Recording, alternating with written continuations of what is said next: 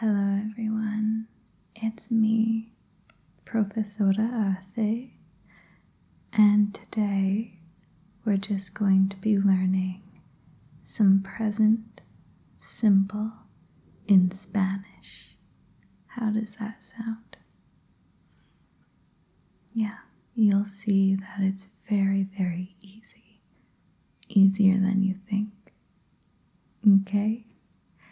So, let's get right into it by going over the pronouns, since we'll need to know what pronoun we're using to know what conjugation of the verb we're going to use.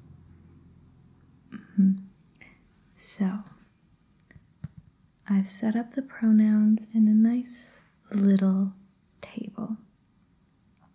So this left side right here is if you're talking to a singular person, and then this right side over here is if you're talking about more than one person. Make sense? Yeah.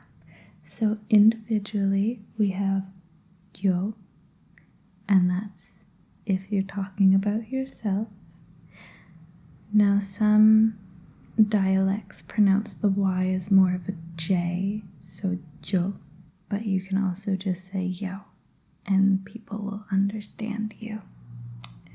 Next, we have tú, which is if you're talking to someone else, so you, singular. So yo, me, and tú, you.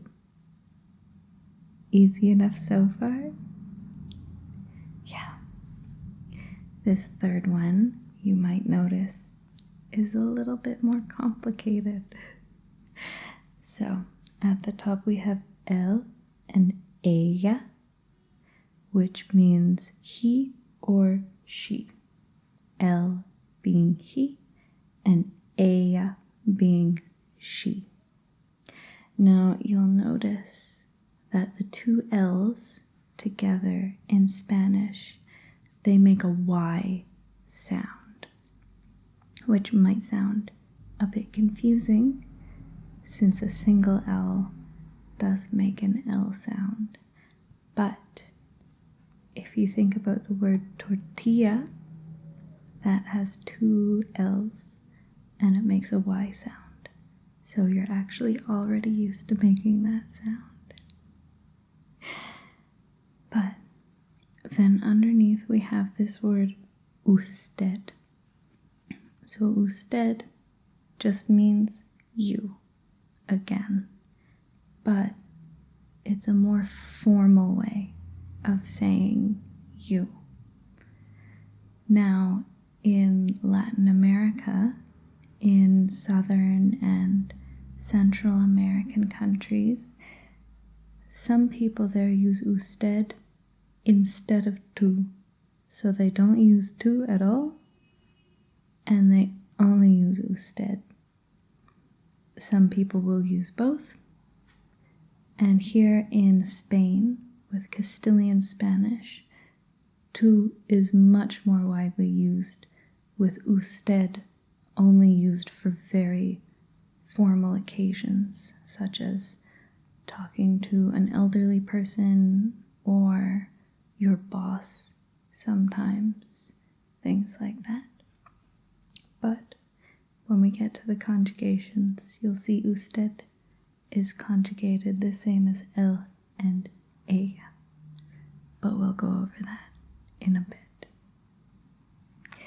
So, moving on to the plural pronouns, we have nosotros, which means we. So you and at least one other person.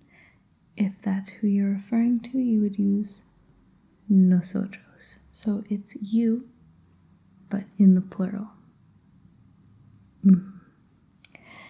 Next, we have vosotros, which depending on where you've learned Spanish, maybe you haven't even heard of before.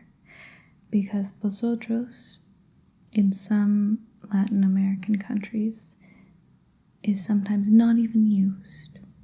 So tú might be more rare compared to usted, but sometimes vosotros doesn't even exist in the language, which is the way to say you people. So you, but plural. So they have this word ustedes, the plural of usted, and they're much more likely to use that. But here in Spain, we do use vosotros. So I'm going to go over it just in case. Now, another thing to note here is you'll notice I'm saying vosotros because the V in Spanish is actually the same sound as B, which the Spanish do have the letter B, but the V and the B are both pronounced the same. Yeah, it's a little bit weird, but you get used to it. I'll also note that if you use Duolingo for Spanish, they don't have vosotros. There's a couple of lessons near the end that have vosotros, but usually they use ustedes. But that brings us to our final category, which is them as males, them as females, and ustedes, which we know is you, formal, but in a plural sense, so you people. Now, the L now has a second L, so this is pronounced ellos, and ellas is very similar to the singular. But that is our pronouns, so let's get on to some conjugating now, shall we? So to conjugate, basically we take off the ending and then add a new ending, depending on how it's being conjugated. So we would take off the A and the R and add some different endings on, depending on how you'd like to conjugate the verb. So for yo or I, we would take off the AR and add an O. So it would be yo hablo or I talk. Yeah. Then for tú, we would take off the AR and add an AS.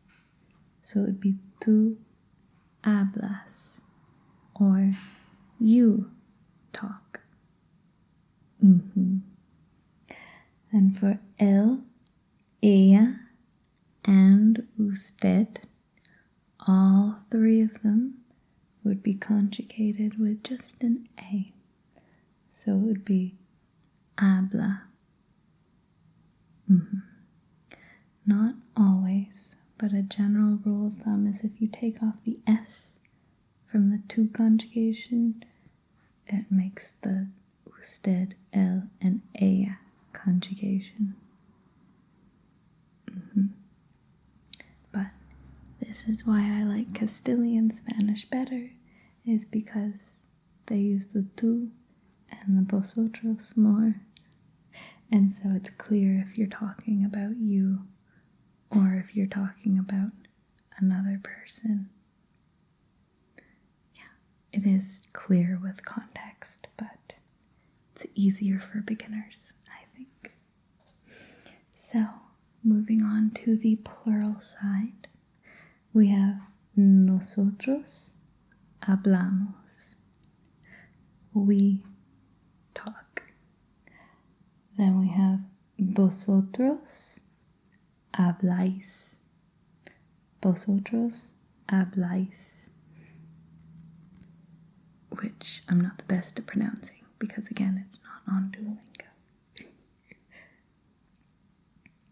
vosotros habláis. Vosotros habláis. Which the vosotros conjugation usually does have an accent. There's some conjugations where it doesn't, but just for sake of knowledge, whenever you see an accent, it means that that is the syllable that's stressed when you pronounce the word. So there's common pronunciation depending on how many syllables are in a word. But if you change that, then you should add an accent. So, just for example of how accents can be really important, if I add an accent here, instead of being pronounced hablo, it would be pronounced hablo, with the stress on the second syllable.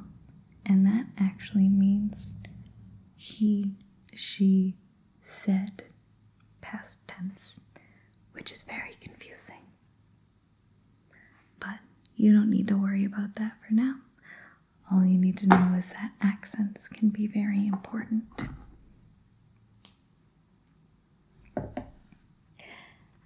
And then for our last conjugation, we have ellos, ellas, ustedes, hablan. So, normally we take this left side and add an N, and then it's the plural form. And that would be they, female or male, talk, or you people talk, but plural and formal. So again, vosotros habláis would be you people talk informally, and ustedes hablan would be you people talk, but formally. Yeah? Okay. And last thing is ER and IR verbs. So you may notice already that they're very, very similar to the AR verbs. Basically, wherever there was an A in the ending, we replace it with an E. And that's the same for ER and IR verbs in regular form. So just to go through this one, we are going to be using the regular verb comer, to eat. So again, we take off the ER and then add some endings. So yo, we would add an O again. So AR, ER, and IR are all the same for yo, and it would be yo como, I eat. Then we have tú comes, we add on an ES for you eat. Tú comes. And then we have él, ella, and usted, and those would be come, which again, we've just taken the S off of the tú to get the third person. Yeah? Then we have nosotros comemos, or we eat. Nosotros comemos. Then we have vosotros comáis, or you people eat, the plural form of tú. And then the last one, we have ellos, ellas, and ustedes comen. So again, we add an N onto the third person, and we get the plural form. But that's all we have for today's lesson. I hope you enjoyed. Please write me if you did, and then maybe we can continue with some more Spanish lessons if you'd like. Well, I hope you had fun.